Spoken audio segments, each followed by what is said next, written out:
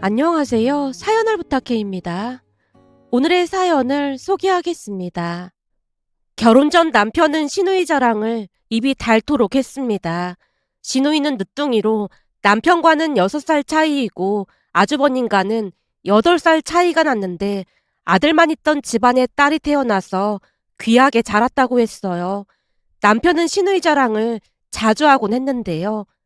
말도 마. 우리 부모님이 딸을 낳고 싶어서 셋째를 엄청 바랐는데 안 생기더래. 그래서 그냥 포기하고 있었다는데 생각지도 않게 생긴 거지. 엄마가 노산이라고 걱정을 많이 했다는데 그래도 꼭 낳고 싶었다고 하시더라고. 근데 노산보다 더 큰 문제가 기다리고 있었어. 더 큰 문제라니? 무슨 문제? 그게 할머니가 태몽을 꾸셨다는데 태몽에서 시꺼먼 돼지가 나왔다잖아. 뭐? 돼지? 그럼 아들 꿈 아니야? 내 동생 태몽도 그런 비슷한 돼지 꿈이었거든. 맞아. 딸을 원했는데 시커먼 돼지가 나왔다고 하니까 사실 실망을 많이 했다고 하더라고. 근데 나중에 대반전을 일으키고 우리 민영이가 태어난 거야. 그랬으니 가족들이 얼마나 기뻤겠어. 우리 아버지가 그렇게나 눈물을 흘리셨다고 하더라고. 그러긴 했겠다. 셋째도 아들인 줄 알았는데 딸이 태어났으니까 진짜 좋았겠다. 그럼 집안이 완전 축제 분위기였지.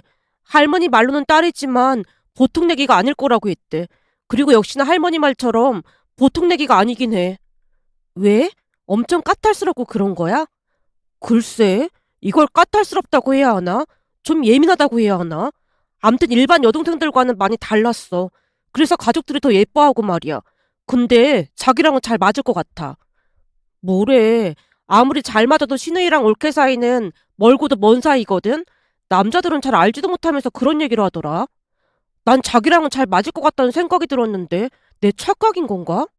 만나기만 하면 신우이 칭찬을 하는 남편이 못마땅했기에 남편 말을 곱씹다가 조용히 물었습니다. 나랑은 잘 맞을 것 같다니? 그건 무슨 의미야? 그게 사실은 형수님하고 상극도 그런 상극이었거든. 거봐, 내가 그럴 줄 알았어. 그럴 줄 알았더니 그게 무슨 뜻이야? 자기네 가족들은 잘 모르겠지만 딸이라고 엄청 오냐오냐 키웠으니 며느리인 자기네 형수님 입장에서는 거슬릴 수밖에 없겠지. 물론 우리가 결혼하면 나랑도 부딪힐 게 불을 보듯 뻔하고 말이야. 자기네 형수님은 집도 어마어마하게 부자라며 아버지가 의사라고 하지 않았나? 오, 맞아. 그래서 서울 강남에 집도 해오고 그랬다며. 그런데도 시누이가 텃세를 부리면 나는 그냥 안 봐도 뻔한 거 아니야? 제가 걱정스런 표정으로 고개를 절레절레 흔들었는데요. 남편이 어이없다는 듯이 대답했습니다. 대체 왜 그런 생각을 하는 거야? 자기도 내 입장이 돼서 잘 생각해봐. 집안에 공주님으로 자랐고 가족들이 다들 오냐오냐 키웠는데 어느 날 생판 모르는 여자가 오빠의 아내라고 들어왔다고 생각해봐. 그게 왜? 이렇게 철없는 소리를 한다니까. 여자의 적은 여자라는 말도 있잖아. 내가 얼마나 못마땅하겠어? 그냥 내 앞날이 너무나 걱정이 될 뿐이야. 제가 땅에 꺼져라 한숨을 내쉬고 있자 그제서야 제 마음을 이해한 것인지 남편이 저를 위로했습니다. 자기야, 뭔가 오해가 있는 것 같은데 내 동생이 귀하게 자란 건 맞지만 가족들이 오냐오냐 키우진 않았어.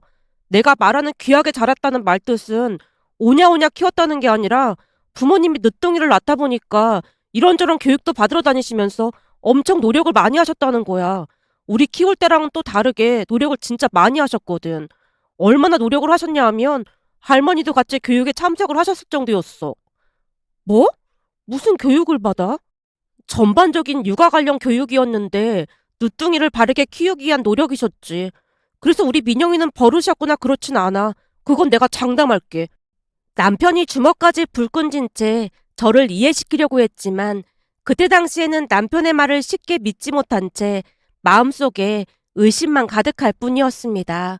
그도 그럴 수밖에 없었던 것이 제 친구 중에도 늦둥이로 태어난 친구가 있었는데 친구들 사이에서 이기적이라고 소문이 자자했거든요. 그러다 보니 남편이 하는 말을 쉽사리 믿을 수가 없었습니다. 하지만 그런 제 마음을 아는지 모르는지 남편은 항상 시누이 칭찬하기 바빴습니다. 어느 날은 절친 주연이를 만나서 하소연을 했어요. 나 사실 걱정거리가 있는데 말이야. 걱정거리? 혹시 정수 씨랑 무슨 문제 있어? 내가 그거 말고는 걱정거리가 뭐가 있겠어. 하긴 원래 결혼 앞두면 다들 걱정거리 생기고 그런다고 하더라. 정수 씨랑은 뭐가 문제인데 결혼식 준비? 그런 것 때문에 그래? 우리 회사 사람 중에는 결혼식장 때문에 파혼한 사람도 있더라고. 아니 그 결혼식장이 뭐라고 그 난리를 치는 건지 이해가 안 되더라니까. 나도 그냥 결혼식장 그런 게 문제였다면 좋겠는데 나는 조금 더 복잡해. 정수 씨한테 늦둥이 동생이 있다고 했잖아. 그건 이미 다 알고 만난 거잖아. 그렇긴 한데 최근에 들어보니 정수 씨네 형수님이랑 사이가 안 좋다고 하더라고. 말을 하던 중 제가 긴 한숨을 내쉬었는데요. 주연이가 놀란 표정으로 물었어요. 정수 씨 형수님이라고 하면 너한테는 예비 형님이 될 사람이잖아. 근데 그분은 집도 엄청 부자고 그렇다며 그런데도 시집살이를 시킨다는 거야? 쪼만한 게 보통 내기가 아닌가 보다. 혹시 빛나처럼 그런 거 아니야? 빛나 걔도 늦둥이라 집에서 공주처럼 자라서 완전 이기적이잖아. 난 보다 그런 별종은 진짜 처음이라니까. 내 말이 그 말이야. 빛나가 누뚱이에 대한 이상한 선입견을 씹어주긴 했어. 진짜 해도 너무했잖아. 난 그런 이기적인 사람이랑은 잘 안 맞아서 예비 신우이랑도 엄청 사이가 안 좋을 것 같은데 걱정이 되더라고. 들어보니 신우이가 더 밉상인 경우도 많다고 하고 말이야. 그치만 정수 씨가 괜찮다고 했다며. 자기 동생이니까 그렇게 말하는 거겠지. 우선 만나보고 결정하면 되지. 가끔 오면 넌 걱정을 사서 하는 것 같더라. 그러니까 만나보고 결정해. 라는 주연이의 말에 우선은 만나보고 결정하기로 했고 몇 달 뒤 시댁에 인사를 드리러 갔는데요. 집에 들어가자마자 많이 놀랄 수밖에 없었습니다. 신우이가 옷차림에 많이 신경 쓴 듯해 보였거든요. 사실 철이 없을 것이라고 홀로 단정지었던지라 단정하게 차려입은 모습을 보며 예의를 갖췄다는 확신마저 들었습니다. 그런데 잠시 후 아주버님과 형님이 집 안으로 들어왔는데요. 들어오자마자 신우이 옷차림을 보던 형님이 웃으며 입을 열었어요. 아가씨, 그 옷차림은 뭐예요? 어디 면접이라도 가는 거예요? 큰언니가 무슨 상관이에요? 신우이가 형님에게 쏘아붙이자 형님이 웃음을 참으며 대답했습니다. 아니 그냥 간단하게 식사하는 자리에 옷차림이 너무 우스꽝스러우니까 그렇죠. 큰언니는 첫인상이라는 것도 모르나 봐요. 우리 교수님이 그러시는데 자고로 어디서든 첫인상이 가장 중요하다고 했거든요. 그리고 예비 세연이도 잘 갖춰 입고 왔는데 우리도 예의를 갖춰야 하는 게 맞는 거 아닐까요? 진우이가 형님 옷차림을 보며 말하고 있었는데요. 진우이 말이 들린 말이 아니었습니다. 참 어이가 없었던 것이 그날 형님은 찢어진 청바지를 입고 온 상태였거든요. 물론 크게 문제될 건 없겠지만 형님에 대한 첫 이미지가 와르르 무너진 건 사실이었어요. 반면 신우이는 나이에 비해 어딘지 모르게 기품 있어 보이는 모습이었다고 해야 할까요? 말투부터가 형님과는 많이 다른 모습이었으니까요.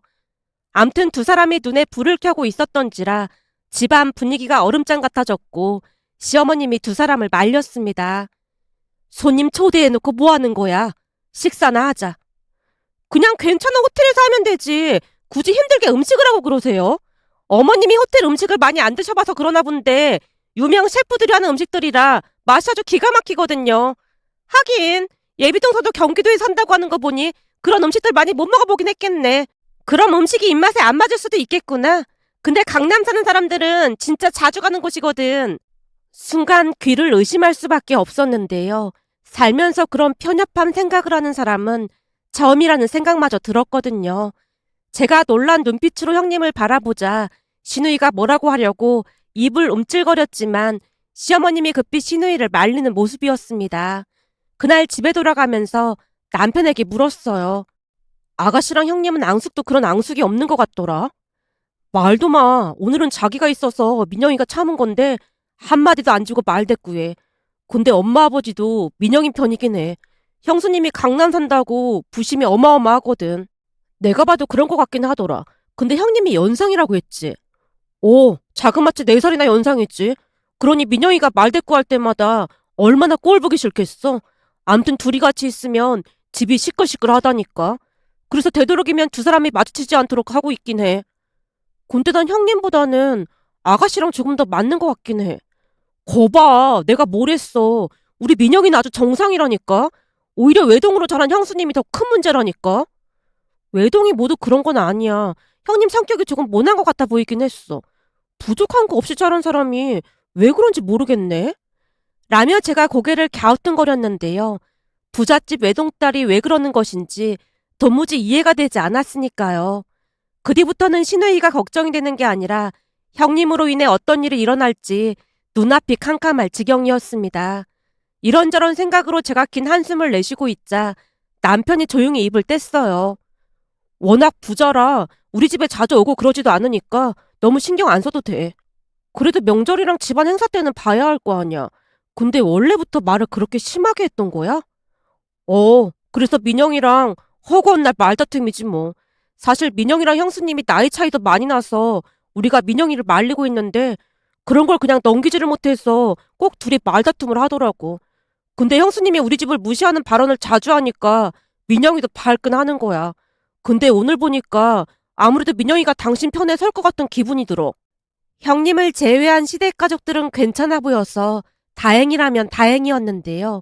특히나 시누이는 제가 생각했던 것과는 전혀 다른 사람이었습니다. 오히려 저보다 더 배려심 많고 사려 깊은 사람이었으니까요. 우리가 결혼할 때도 봉투에 100만 원과 직접 쓴 손편지를 주는 모습에 큰 감동을 받았는데요. 시누이가 아직 대학생이었기에 너무나 큰 돈임에 틀림이 없었으니까요. 글솜씨도 어찌나 좋던지 편지도 잘 쓴 모습에 비행기 안에서 눈물까지 흘렸답니다. 신혼여행을 다녀온 뒤 선물과 함께 받은 돈을 돌려줬는데요. 시어머님이 기쁜 표정으로 입을 열었어요. 그냥 받아도 그 돈이야말로 우리 민영이가 아르바이트해서 모은 돈이야. 이래봬도 우리 민영이가 매달 과외에서 돈을 꽤 벌거든. 오빠들 결혼식 할 때 직접 번 돈으로 하고 싶다고 열심히 모은 거야. 그러니까 그냥 받아도 돼. 그래도 너무 큰 돈이에요. 아가씨가 직접 번 돈이라고 하니까 더 감동이네요. 이런 말하기 좀 창피하긴 한데 저는 대학 다닐 때 아르바이트도 제대로 안 해보고 맨날 용돈 받기 바빴거든요. 아가씨를 보니 너무 창피하다는 생각만 드네요. 다들 그런 거 아니겠니? 우리 딸은 속에 능구렁이가 들어있는 것 같다니까. 근데 난 너한테 더 고맙구나. 제가 한 게 뭐가 있다고요?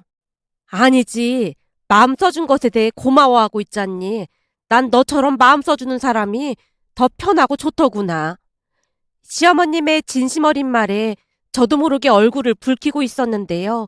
시누이가 기다렸다는 듯이 입을 뗐습니다. 그러게 누구한테도 똑같이 100만 원 했는데 이상한 말만 하던데. 라며 시누이가 피식 웃고 있었어요. 그날 집에 돌아가면서 남편에게 물었습니다. 혹시 형님이랑 아주버님 결혼할 때 축의금 때문에 무슨 문제라도 있었던 거야? 말도 마. 그때 진짜 가족 모두 식겁했잖아.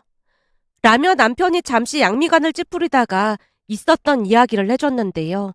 남편 말에 의하면 형님과 아주버님 결혼식에도 시누이가 과외 아르바이트로 열심히 모은 100만 원을 축의금으로 했던 모양이었습니다. 하지만 신혼여행을 다녀오자마자 형님이 시누이에게 말했다네요. 아가씨, 혹시 제가 부자라 선물 좋은 거 사오라고 100만 원이나 준 거예요? 그게 무슨 말이에요? 아니, 아가씨 수준의 100만 원은 좀 큰 돈이 아닌가 싶어서 그렇죠. 그래서 곰곰이 생각해보니까 선물을 좋은 걸로 사오라고 하는 건가 싶더라고요. 제가 좀 잘 사는 것 같으니까 그만큼 돌려받을 줄 알고 그런 거 아닌가 싶어서요. 큰언니는 매사 왜 빚고 와서 말하는 거예요? 그럼 혹시 순수한 마음으로 줬다 그 말인 거예요? 가족들끼리 대가를 바라는 것 자체가 이상한 거 아닌가요? 우리 가족은 그렇게 살아본 적이 없어서 큰언니가 그런 말 할 때마다 많이 낯설고 그러니까 말 조심해줬으면 좋겠네요. 시누이가 정색을 한 채 말을 하자 형님이 비웃듯 다시 입을 열었다네요. 그럼 아가씨 주려고 사온 이 백은 안 받아도 된다는 거죠? 큰언니, 사람을 뭘로 보고 그런 말을 할 수가 있어요? 내내 이상해서 물어보는 건데 언니는 집도 부자라면서 왜 그렇게 꼬인 거예요? 꼬이다니요? 내가 뭐가 꼬여요? 가족끼리 꼭 대가가 있어야 한다는 것처럼 말하는 것도 그렇고 제 입장에선 이해하기 어려워서요. 그리고 저는 그런 명품백 관심 없으니까 안 주셔도 돼요. 대학생이 그런 백 들고 다니는 것 자체가 좀 그렇지 않아요? 명품백 맨다고 그 사람이 명품이 되는 건 아니잖아요. 그러니까 말을 할 때 품격 있게 하는 법을 좀 배우는 게 좋을 것 같네요. 돈만 많다고 해서 다 되는 세상은 아니잖아요? 아가씨랑 나랑 나이 차이가 얼마나 나는지 알면서 지금 저를 가르치려고 드는 거예요? 모르는 게 있다면 나이를 떠나서 배워야 하는 게 맞는 거 아니겠어요? 형님과 시누이가 서로를 잡아먹을 듯 노려봤다고 하네요. 남편 말을 듣던 제가 놀란 채 외쳤습니다. 뭐? 형님이 진짜 그렇게 말했단 말이야? 아무리 그래도 그렇지. 어떻게 그런 말을 할 수가 있어? 내 말이 그 말이야. 암튼 우리 집에서는 형수님 그냥 내놨어. 그냥 집에 찾아오지 말라고 하는 그런 수준이야. 그러니까 당신도 형수님 뭐라고 해도 그냥 한 귀로 듣고 한 귀로 흘러버려. 난 도무지 이해가 안 돼서 그러는데 형님이 부족한 게 뭐가 있다고 그러는 거야? 나도 그게 이해가 안 되긴 한데 뭔가 꼬여도 단단히 꼬인 사람 같더라고. 남편이 기가 막히다는 표정으로 긴 한숨을 내쉬었습니다. 그렇게 시간이 흘러갔고 처음 한동안은 큰 문제는 없었어요. 그러다 어느 날 시아버님 생신을 맞이해서 시댁에 다 같이 모였는데 가족들이 형님을 피할 수밖에 없었던 이유를 다시 한번 깨달았습니다. 그날도 시어머님이 음식을 준비해서 다 같이 식사를 했습니다. 저는 미리 가서 음식을 도왔고 식사 준비가 되자 형님이 들어오며 투덜댔습니다. 그냥 외식하자니까 왜 굳이 고생을 사서 하시는 거예요? 우린 서민이라 그런 비싼 음식을 먹어본 적이 없어서 집밥이 편해서 그런 거잖니. 시어머님이 형님 들으라는 듯이 말을 꺼냈고 입이 대빨 나온 채 형님이 대꾸했습니다. 그러니까 자꾸 먹어봐야 맛을 안다니까요. 글쎄다. 난 뼛속까지 서민이라 아무리 먹어도 맛을 모르겠더구나. 그리고 이런 서민들이 사는 집에 굳이 올 필요 없다. 불편하면 안 와도 된다. 시어머님이 쐐기를 박듯 말을 하자 형님도 더 이상 대꾸하지 않았어요. 그나마 다행이었던 것은 시어머님이 한 소리 한 뒤로는 한동안 조용했습니다. 그런데 잠시 후 시누이가 뒷정리를 했고 남편과 저는 시누이가 가져다주는 그릇들을 받아 설거지를 하고 있었는데요. 팔짱을 끼고 제 옆에 서더니 형님이 말했어요. 우와, 동서는 설거지를 많이 해봐서 내공이 쌓였나 보다. 엄청 잘하네. 나는 평생도록 이런 일 안 해봐서 조금만 해도 허리가 아프더라고. 우리 집에서는 가사도우미 이모가 다 하거든. 네? 무슨 그런 말을 하세요? 제가 황당하다는 듯이 대답했는데요. 배려라고는 눈꼽만치도 없는 형님의 행동에 큰 충격을 받을 수밖에 없었으니까요. 충격을 받은 채 형님을 뚫어져라 바라보고 있던 순간 언제 나타난 것인지 시누이가 맞받아쳤습니다. 큰언니는 나이가 많아서 벌써 신경통 그런 게 온 게 아닐까요? 아가씨 지금 뭐라고 했어요? 그렇잖아요. 설거지를 조금만 해도 허리가 아프다고 하니까 하는 말이잖아요. 제 친구 중에도 부잣집 친구들이 꽤 있는데 그 친구들은 젊어서 그런지 배낭 메고 여행도 잘 가고 집에서도 설거지도 잘만 하고 그러던데 큰언니는 나이 때문에 그런 게 아닌가 싶어서요. 부잣집 외동딸도 나이는 못 속이나 봐요. 내가 아가씨한테 뭐라고 한 것도 아닌데 왜 나서고 그러는 거예요? 저도 참다 참다 말하는 건데 뭘 잘못했는지 전혀 모르나 봐요. 제가 뭘 잘못했다는 거예요? 아까도 과일은 큰언니가 먹고 다 먹은 과일 접시는 작은언니한테 주던데 언니가 먹은 건 언니가 치워야지. 아주 당연하다는 듯이 작은언니한테 넘기더라고요. 그거야 동서가 설거지를 아주 즐겁게 해서 준 것뿐이에요. 내공이 쌓여서 그런지 엄청 잘하잖아요. 언니야말로 예의 없이 행동하는 게 내공이 쌓여서 하루하루 더 심해지는 것 같네요. 진짜 궁금해서 그러는데 큰언니 혹시 친구는 있어요? 친구 한 명도 없죠? 아니다. 돈 보고 달려드는 친구는 있을 수도 있겠구나.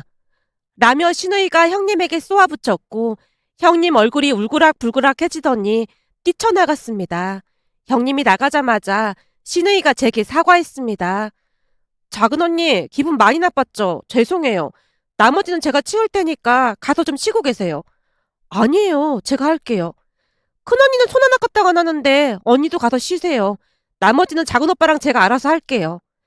그래. 둘째는 이리 와라. 우리 민영이가 설거지도 아주 기가 막히게 하거든. 시어머님의 말에 제가 쭈뼛거리며 주방에서 나왔는데요. 시어머님이 중얼거리듯 혼잣말을 하다가 물었어요. 우리가 딸을 아주 잘 키우긴 했어. 아주 든든하다니까. 시집가서 개념 없다는 소리는 안 들을 것 같지? 아, 네. 진짜 배울 점이 많은 것 같아요. 사실 저는 형님이 그럴 때마다 어떻게 해야 할지 잘 모르겠는데 아가씨는 진짜 똑 부러지더라고요. 그렇지. 우리가 말이야. 혹여나 늦둥이라고 막잘할까봐 얼마나 고심해서 키웠는지 모른다. 자식은 귀할수록 때론 더 엄하게 해야 할 때도 있거든. 오냐오냐 받아주기만 하면 누구처럼 천지분간을 모르고 날뛴다니까. 시어머님이 현관문을 노려보며 다시 중얼거렸는데요. 형님은 가족들과 융화되지 못한 채 겉돌기만 하는 모습이었습니다. 그 뒤에도 형님은 만날 때마다 저를 무시하는 발언을 서슴지 않았지만 마치 대변인처럼 시누이가 나서서 맞받아쳤고 저는 그냥 한 귀로 듣고 한 귀로 흘러버리는 경지에 이르렀습니다. 형님이 무슨 말을 해도 아무런 감흥도 없었으니까요. 그러던 어느 날은 집안이 발칵 뒤집히는 사건이 있었는데요. 어느 금요일 저녁 엄마에게 전화가 걸려왔습니다. 얘, 내가 포도 보낸 거 잘 받았지? 포도가 진짜 맛있더라. 근데 3박스나 왔는데 뭘 그렇게나 많이 보냈어. 2박스는 시댁에 가져다 드려. 시댁에? 사돈 처녀가 포도 좋아한다면서. 그거 내 친구가 직접 농사 지은 건데 아주 좋은 것들로만 골라 보낸 거야. 사돈 처녀가 너한테 그렇게 잘해주니 고마워서 더 챙겨주고 싶다니까. 엄마가 너무 자주 보낸다고 어머님이 미안하다고 했단 말이야. 우리 딸 예쁘게 봐주시는데 그게 뭐가 될수라고 그래. 내가 앞으로도 더 보낼 테니까 사돈 처녀 마음껏 먹으라고 해. 알았어. 꼭 전달할게. 라며 다음날 포도 상자를 들고 시댁으로 갔는데요. 우리가 도착하고 얼마 뒤 아주버님 혼자 집 안으로 들어오는 게 아니겠어요? 시어머님이 의아한 표정으로 물었습니다. 너 여기 혼자 오는 거 네 처가 엄청 싫어한다면서? 혼자 웬일이야? 오늘 처가댁 다녀왔는데 장인 장모님이랑 그 사람 다투고 난리도 아니었어. 지금 집사람 울고불고 난리도 아니어서 답답해서 왔어. 아니 대체 무슨 일인데 그래? 시어머님이 놀란 채 되물었는데 순간 아주버님 입에서 놀라운 말들이 새어나왔습니다. 아주버님 말에 따르면 사돈어르신 2분, 그러니까 형님의 부모님과 형님 사이가 많이 좋지 않다고 했습니다. 그 이유 중 하나는 박하 사돈어르신이 의사시다 보니 형님에게 반드시 의대에 진학하라고 했지만 삼수를 했음에도 의대에 진학을 못했다고 하네요. 그 바람에 온갖 구박이란 구박을 다 받던 중 의사 사이를 보기 위해 맞선을 봤지만 그마저도 잘 안 돼서 그나마 학벌 좋은 아주버님과 울며 겨자 먹기로 결혼을 시켰다네요. 형님은 간신히 인서울대학을 졸업했던 반면 아주버님은 서울대를 나왔으니까요. 그런데 이번에는 손주를 보면 의사를 시킬 생각이었던 모양이었어요.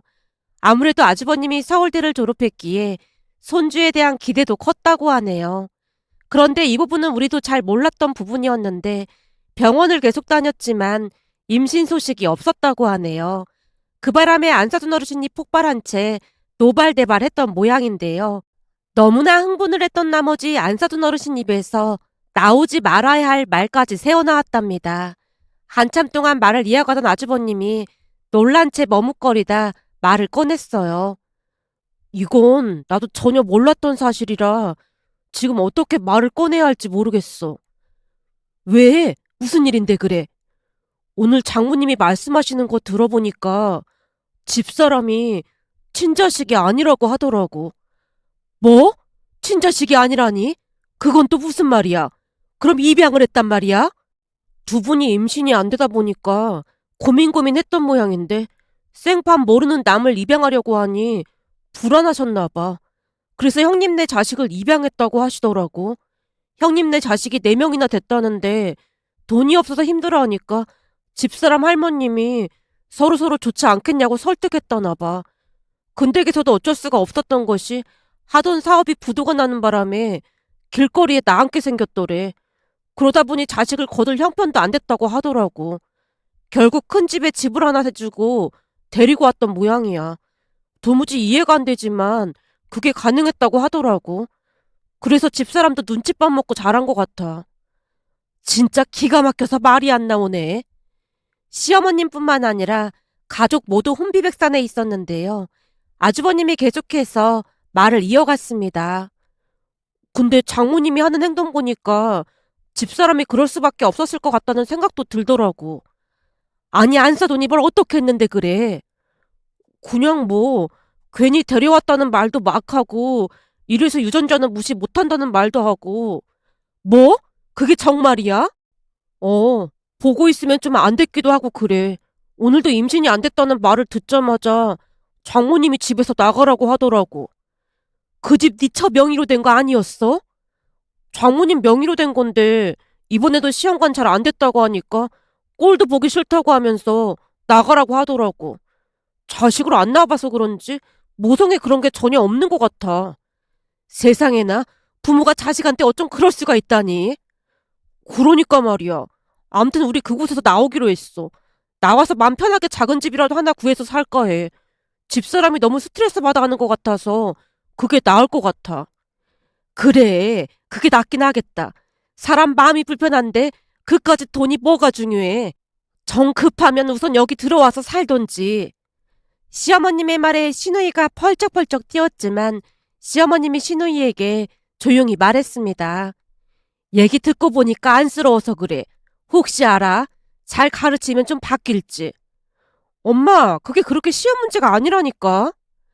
엄마가 자식을 셋이나 키워보니 이 부모가 어떤 사람인지가 아주 중요해.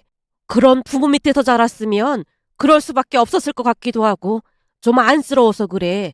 그 눈칫밥을 먹고 자랐으니 하루하루 얼마나 바늘방석이었겠어. 세상은 요지경이라고 하더니 참 이해할 수가 없네. 그 뒤 아주버님이 형님에게 당분간만 학가에서 살자고 잘 설득을 했던 모양인지 시댁에 들어왔는데요. 형님 부모님이 형님과 아주버님에게 악담을 쏟아부었다고 하네요. 하지만 그나마 다행이었던 것은 시댁 가족들로 인해 형님이 조금씩 변해갔습니다. 그 모습을 보며 부모라는 존재가 얼마나 중요한지 다시 한번 깨달았는데요. 시어머님은 형님에게 억지로 집안일을 시키거나 잔소리를 하지도 않았어요. 다만 형님이 조금이나마 집안일을 할 때마다 폭풍 칭찬을 했습니다. 가령 형님이 밥상 놓는 것을 도와주기라도 하면 시어머님이 기쁜 목소리로 말했어요. 어머, 반찬을 참 가지런히 잘 놓았네. 역시 똑똑해서 그런지 안 가르쳐줘도 알아서 잘하는구나. 라며 폭풍 칭찬을 했습니다. 어느 날은 가족끼리 식사를 하던 중 오이김치를 먹던 형님이 말했어요. 어머님, 오이김치가 아삭한 게 너무 맛있어요. 그래? 맛있다고 해주니까 마구마구 힘이 솟는구나. 앞으로도 엄마가 맛있는 음식 많이 해줄 테니까 많이 먹어. 알았지? 시어머님 입에서 엄마라는 말이 새어나오자 순간 형님 눈에서 눈물이 뚝뚝 떨어졌습니다.